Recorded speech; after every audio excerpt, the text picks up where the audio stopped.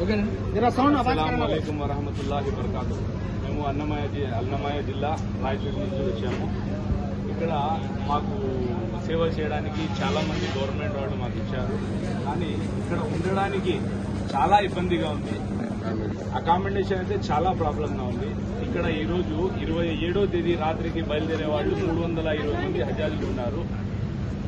ఒక లేడీస్ కు మాత్రమే 6 టాయిలెట్స్ ఉన్నాయి, 6 బాత్రూమ్స్ ఉన్నాయి.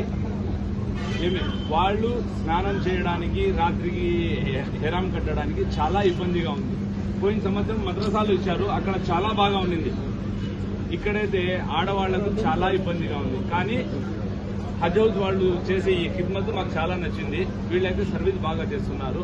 కానీ ఉండడానికి అకామిడేషన్ అది మాత్రం చాలా ఇదిగా ఉంది.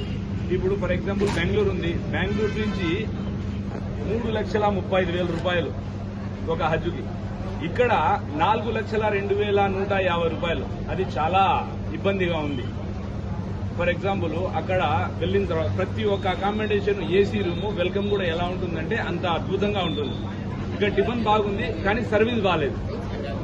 టిఫిన్ బాగుంది, సర్వీస్ బాగాలేదు. ఇంకా మధ్యాహ్నం కూడా అదే పరిస్థితి ఉంటుంది, నైట్ కూడా అదే పరిస్థితి ఉంటుంది.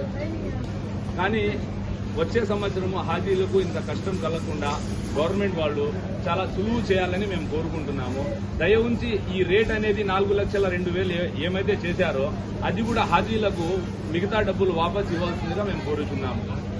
Thank you.